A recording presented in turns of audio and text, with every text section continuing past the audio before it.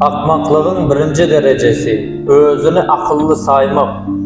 İkinci derecesi bu barada gürrün vermek. Üçüncü derecesi maslahatları red etmek. Doğanlar hemişe dost olmazlığı mümkün. Yöne dostlar hemişe doğanlar. Çağalarınıza kulak asmağı öğredin. Geplemeyi özleri hem öğrenələr.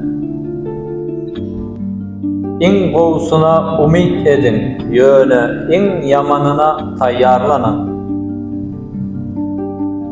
Bugünkü işi ertire koyma. Hemmeler pul yetmezliğinden şikayet ediyorlar. Yöne hiç kim akıl yetmezliğinden şikayet etmeye.